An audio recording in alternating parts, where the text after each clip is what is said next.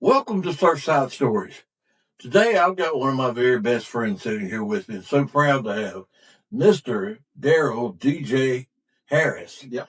the man who's been in music for years and now is one of the biggest men in beach music, does the drive time at the surf, and has a fantastic audience. And he's going to tell us about how he started as a DJ, how he came up through some of the people he's worked with, because I've heard him name some good names that he's worked with over the years. And then we're going to let him talk about the transition into beach music. So, Mr. Harris, DJ Heavy, as I say to my brother. Thank you. Thank you. Tell us, how did you get into music and DJ? First of all, thanks for having me, Wayne. Looking forward to doing this with you. I got into it a long time ago when I was a kid. I was always involved in music, always did some music, um, played around with it at the house, and then started picking up on little stuff and started doing high school parties. We got to start again. Okay. Got to click this one here. Oh, okay. Got so excited having you in here. Okay.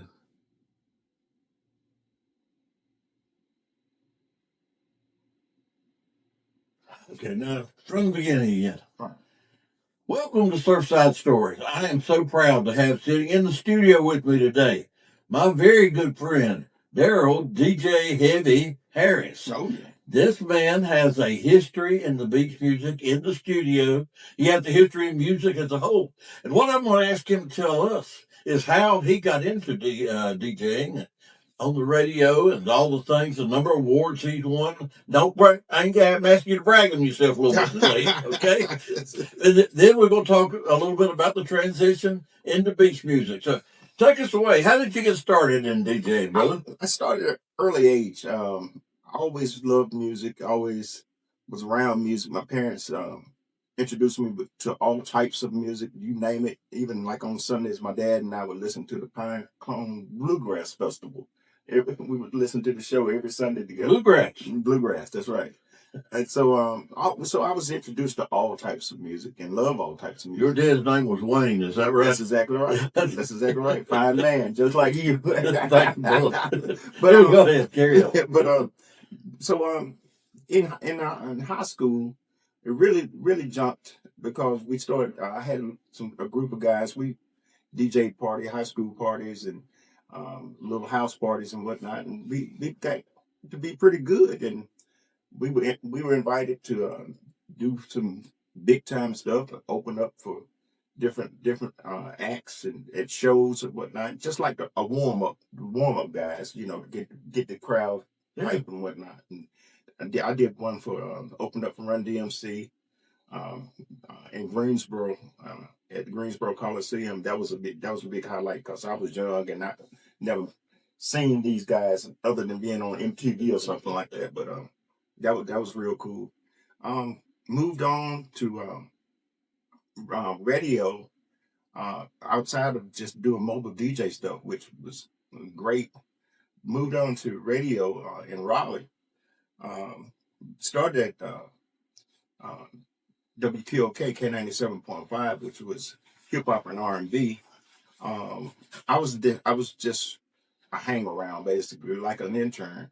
But you were how old then? Probably maybe 18. Okay. Maybe, yeah. And I was just picking up everything I could pick up, just trying to learn everything I could. And then I fell in love with Foxy, which was the oldie station. They played R&B and old school R&B, and I fell in love with that station. I mean, I knew every song that they had, and just fell in love with it, and ended up working there for 13 years or more. So, and then being number one in the market for my show, 13 years straight.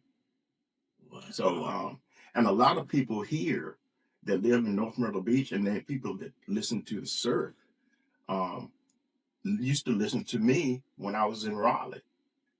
And so it was like we picked up where we left off, So, I mean, I've got folks that call me and tell me, or the kids that were small listening to me, and now they call me listening to me on the surf. I love it. That's cool.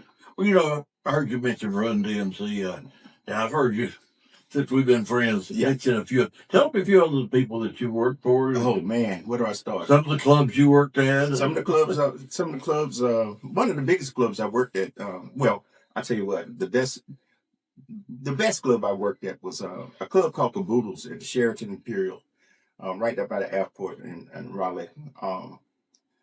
It was real cool. That's because that hotel at the time was the top notch hotel for all the stars and music people come. When they got off the plane, they were right there at it, and it was real, and still is to this day a real nice hotel. Um, and so I met a lot of people there. I met Bruce Springsteen there. I met Janet Jackson there. Steve Winwood. Oh my goodness. Brought the big people in, didn't they? Oh yeah. That's what they would stay at. Oh man. And the biggest one, I met the Rolling Stones there. Oh wow. They were performing at the Carter Finley Stadium, and I happened to go out, and they were at the pool, and I just went out there and told them, "Hey, I'm the DJ here. I play your music. Love your music." And we ended up hanging out for like 3 days, and that was the longest 3 days of my life. It was the longest 3 days of my life. Oh Lord. I seen some things. Was that a different world? A whole different world. Yeah, a whole different world. I understand why they're still around. They're pickled. They pickled real well. Yeah. Okay. Yeah. Okay. But other artists like B.B. King, Bobby Blue Bland, Prince. Oh man, it goes on and on. The Whispers. I became friends with those guys. Alexander O'Neill. It's just it goes on and on. It's hard to think of all of them. Well, I'm sure it's been a lot. Yeah. And then in the Southern Soul and blues stuff, I was heavy. Well, I'm still heavy into that. I used to host the Bull Durham Blues Festival, which was one of the biggest festivals in the country. People would come from all over, and Solomon Burke. I brought Solomon Burke on stage there. James Brown. Um, man, Fabulous Thunderbirds. Okay. And Dorothy Moore. Oh man, it just A goes lot on. of big names. Yeah. It just goes on. I've been blessed, man. I've been blessed to meet and a lot of these folks I became friends with and could pick up the phone and call them. You know what I'm saying? And then later on in life, I ended up getting hooked up to tour on the Blues Is All Right tour. So we toured all up and down the East Coast and part of the Midwest. So you were with the band? No, I was the host of the show. Host of the show. Yeah, so everywhere we went, I was the guy, the first person you see. Okay. I'll be the first person you see. I go out there and tell a few jokes and cut up with everybody and have a good time and bring the acts on. And we became like family because we were together every weekend, And so, but I did that for about 8 years, maybe 12 years. But that was a whole lot of fun. I don't miss being on the road. I hate to ride across town. Yeah. But we were younger then. Yes, yeah. It's been a great experience, and being here at the surf was like just a godsend. I mean, when I got the phone call, when Jim Quick called me on a Tuesday midnight in true Jim Quick fashion, "Hey man, what you doing?" I was sitting with my auntie. She was dying of breast cancer, and I was taking care of her. And Jim said, "We need you at the beach." I said, "When?" And I was asking for a date, like he wanted me to come and DJ or something. He was like, "Forever." I was like, "What are you talking about, Jim?" And he told me that he had talked to Boss Lady and got his thing worked out. I talked with Morgan, and talked to the boss lady, and it worked out. And here we are, 3 years now, going on 4. The best I can recall. Yeah. See, you got that call on Tuesday, and you were here on Friday. Yeah. Am I correct? Yeah. So sold the house and never looked back. Just left everything. Well, this is the best thing ever happened to me. I've always loved North Myrtle Beach. Been coming here all my life. But to live here and work at a station that I can't wait to get to work to every day. Every day. I love going to work. It's just a blessing. It's a blessing. Well, you got some good things going. Drive time, and oh yeah, you got that honk the horn, and wave, and try to keep everybody involved. yeah, and you do it. You got a great audience. Built up. Definitely. And got a question now. How do you pick your songs now as opposed to what you did in the past when you were doing R&B? It's pretty much the same thing. People ask me how do I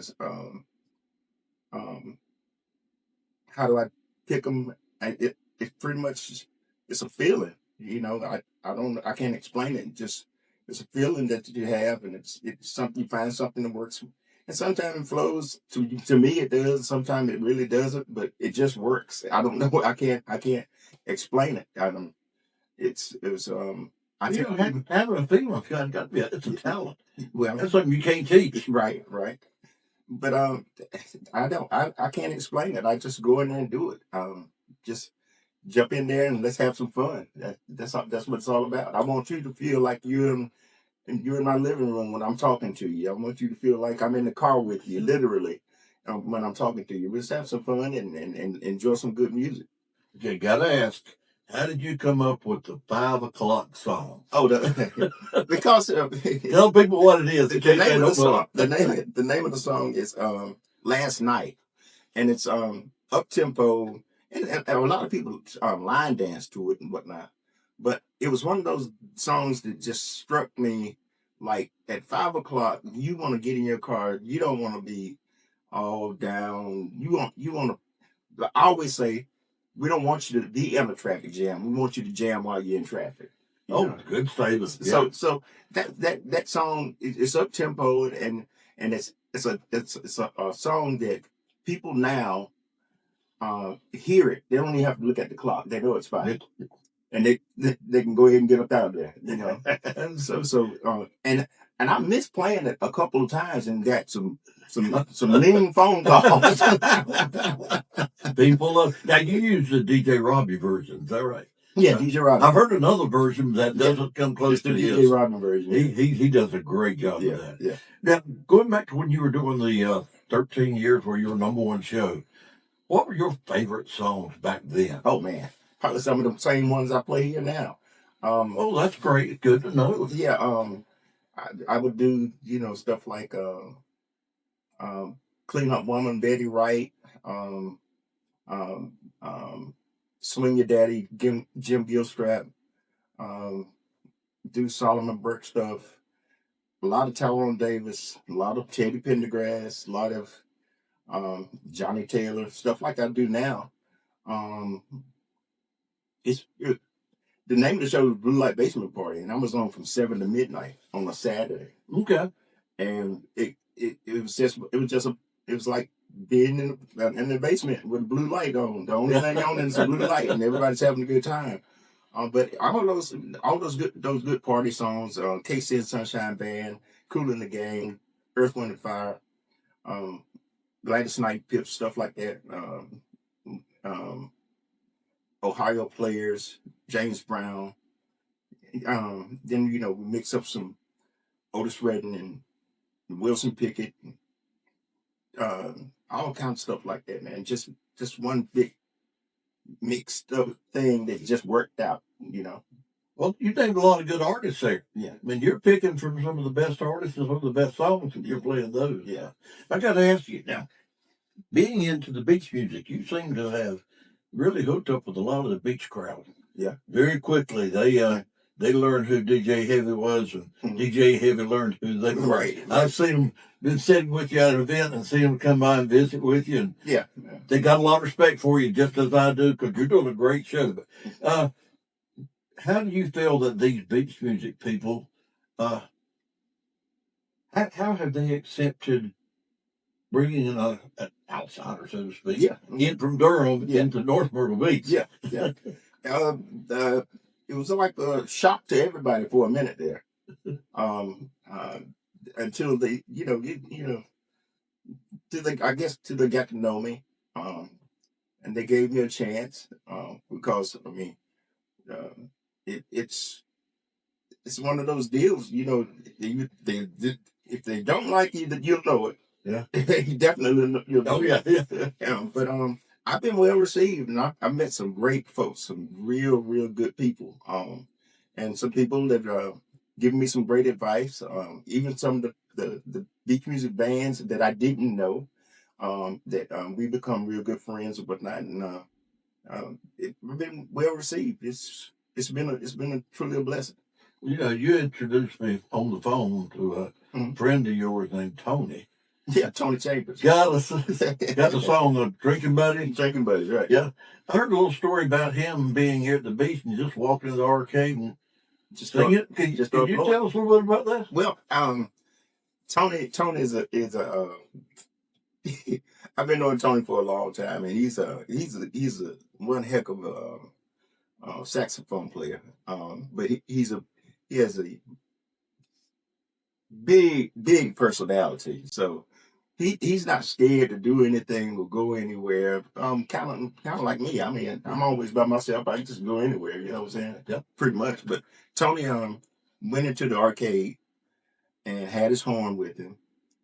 And I forgot who was DJing there that day, but he asked him, could you play a little bit? And he just went in there and just shut the place down. Well, best I recall, someone from Lake Norman Shag Club told me the story the first time because they happened to be there the time he walked in. Right. And they were so impressed with Tony. Yeah, Tony, and he wrote that song "Drinking Buddies" after I moved here. And he was like, "Man, how can I get down there and get into that market?" I said, "Well, Tony, you got to come up with something that people do around here." And he said, "What's that?" I said, "Drink." I said, and you gotta be a little catchy, And he sat down and wrote "Drinking Buddies" and added Jim Quick and the Band of Oz names, and he had Fat Harold's Bar in there whatnot, and he sent it to me. I was like, "Hey man, this is gonna be all right here." But it's a good song, and your input, obviously, he took your input and ran with it well. Yeah. Now, who else have you worked with that maybe has made a transition into beach or was already here, but you worked with them? Another person, but she's out of Rocky Mount, North Carolina, Miss Minnie. Oh, yes. Yeah, so Miss Minnie wrote, oh man. Something about drinking in one of her songs. Yeah. She wrote it because I was here. Yeah. And as a matter of fact, I talked to her the other day. We may be seeing her real soon for my birthday party. So. Oh, okay. Yeah. Oh, that's right. We've got the big event coming up. She wrote, "Put something cold in your hand." Cold in your hand. Because I say, on the air, after 5 o'clock, put something cold in your hand, So that's how she wrote, "Put something cold in your hand." So, and that introduced her to a lot of other beach music folks and whatnot. As a matter of fact, I think she just did an interview with, oh man, Except Rocky Mountain might be DJ Willie. It was a female. She did. I think I read something she was doing. Okay. But she's doing real well. And like I said, we may be seeing her in the next couple of months. I've had the pleasure of meeting her. Yeah. She is a really nice person. Yeah, she's really is. She's a good people. Yeah. Very talented artist. Yeah. Who else have you had some time with that may be upcoming in the beach music? Upcoming. Somebody just now getting into the scene and maybe getting hot on the market. That's a tough one. That is a tough one. Oh man. Well, okay, let's go to this question. Uh-huh. Is there a specific band that you like the best of all of them? And that's really good. I would have trouble with this question because I like so many of them. But Well, one that you respect the most. whew, It doesn't have to be just one. yeah. Well, I'm a big fan of Oz, Craig Willard, and I love Craig's voice. And the Embers. I know a guy named Jim Quick from Coastline, but haven't had a chance to meet him yet. 30 years ago. Yeah, about 32 now. Yeah. But for the longevity and the staying power, um, those cats, I really take my hat off to them because it's not easy. It's not easy. It's not easy. They make it look easy, but it's not easy. You know, I've been real surprised with the comeback of North Tower. Yeah, definitely. They've been out, what, 40, 45 Yeah, years now? exactly right. And the last 10 or 12 years, they've been real quiet, and all of a sudden, they're back to your top of your chart. That's right. That's right. But I know somebody that had a little hand in that, though. Well, I don't know. You don't know. Oh, okay. Great group of guys. River Mist, another whole group of guys. I told River Mist when they got the Rising Star Award. Yes. I told them in the green room, I said, "Hey guys, you got it." And they were like, "What? We got what?" I said, "You got it." I said, "You're gonna be fine. I promise you." That's back to what you said. Well, sometimes you just feel it. You feel it, yeah. And that's where your history and your feelings come in. Mm-hmm. Say, okay, this band's going to be good. They're going to have some good stuff, and they have. You predicted it perfectly well. So, in the beach, we talked about songs in the past. In the beach music, pick a couple songs that you really like or proud of or love to play or that you respect, but you may not play them because they're not fast enough for you. There's a whole lot of stuff that you like songs with rhythm. Yeah. Your audience loves that. Go ahead. Yeah. But each one of us at the station, each one of us have our own thing that we do. I think that's what makes us so unique, and it just works. Everybody that can get a little bit of this here and that, and you can't play Miss Grace, but 20 times a day. You know what I'm saying? You want to mix it up a little bit, and I love the song Miss Grace. Don't get me wrong. It's an icon. It is. But some of the songs that I'm a Chandler fan, and anything that the General Johnson did, I love. Man, I've heard people talk about his control of an audience. Oh yeah, he mastered that. Tell us a little bit about what they're saying. But he just he had that aura about him, and he just walked out. When he walked out, it was everybody was just in awe. Even the men was like, "Hey, that's General right there." You know what I'm saying? And I only had a chance to see them maybe 3 times, and I only shook his hand once, and that was at a little after event that I got a chance to chat it up with him. But I didn't get a chance to spend time with him like I wanted to, like Jim. But you respect his music. You respected him and his music. Yeah. Both. Yeah. I started. I could take you back a little bit. When I was in Raleigh, I used to play at Red's Beach Club, and I met a few artists there. And that's why I met Craig Willard and the Embers for the first time.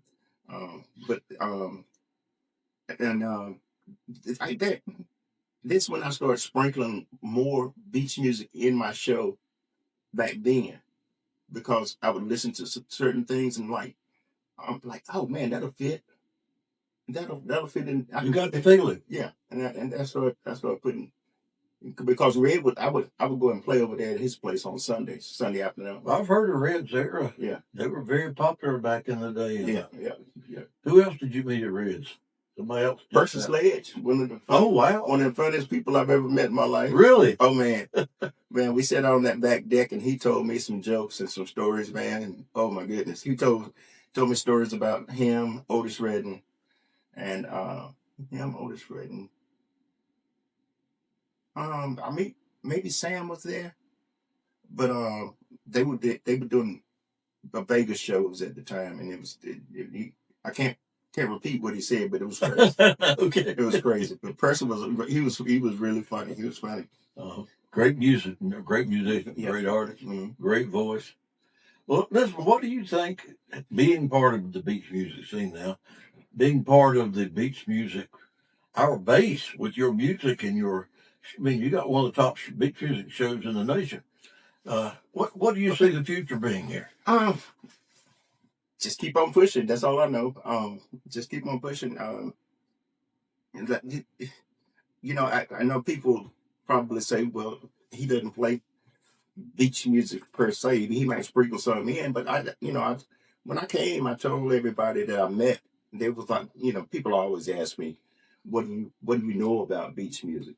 And then I'll say, well, name 5 of your favorite beach music bands, and they would, and then I'd be like, well, I listen to all that stuff too. You know what I'm saying? I mean, I know who the Temptations are. I know who the Tams are. You know what I'm saying? Well, a lot of them, correct me if I'm wrong, crossover from R&B to beach. That's exactly right. I mean, that's the way I see it. I mean, some of our very best remakes and cover songs came from the era and the bands that you're talking about. Yeah, that's exactly right. So what do you see as being a change in the music? Have you seen a difference?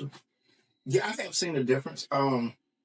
I've seen there's been some good covers, but I've seen some bands step back and say, "Hey, we're gonna do our own thing," and came out with some good stuff. But it's everything is it's not gonna die. People saying it's gonna die. You look at all these kids. You look at all these kids that come to. Thank you for saying that. Yeah, the junior shaggers. I mean, they've grown. Oh my goodness! And Jackie and Charlie have done wonderful. Done a great job with that. Yeah. So it's not going anywhere. That's for sure. The music's not going anywhere, and people live to die, but we still you got some little ones coming on up that's going to keep it going.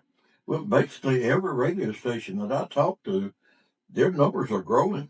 Mm-hmm. They're not cutting. Their numbers are growing. Mm-hmm. I know the Surf has really, which we're most familiar with, since it's local, has really grown in numbers over the last 24 months, probably. Yeah, easy. And what you brought in, the different group of people, what Cole's brought in, when Quick took over his Best Day Ever show, and Morgan is just a morning show. That man, his research, unbelievable. It is unbelievable. He's probably the most underrated DJ in the business. Yeah, I think so. I mean, I learned something every day listening to him. Yes. Yeah. And I love his time capsules, and he just does a great job. And it's a good way to start the day. Yeah, definitely. Quick brings a lot of energy in. Then you get the people home safely. Yeah. And Cole then brings in the youth that night. He's brought a lot younger group around. What we're talking about, the kids. He's got a bunch of folks, younger folks listening. Yeah. I'm one of them. Yeah, I know that's right. You're the fan club. I'm president of the fan club. Part of. Well, it's been an absolute pleasure here having you here today. Would you believe our time is already over the limit? Well, I mean, it goes quickly when you're having fun. Right. It's well, I appreciate you, man. Thank you. Oh, let's tell you what, I appreciate you. Appreciate what you brought to the Surf and what you brought to North Myrtle Beach. And I love sitting with him occasionally over at the arcade at lunch. Everybody that walks in has to stop and say hello to him. He's a fixture here in North Myrtle Beach now. He's also a fixture on the Surf Radio, and he's definitely a major part of beach music. And we appreciate you, brother. Thank you.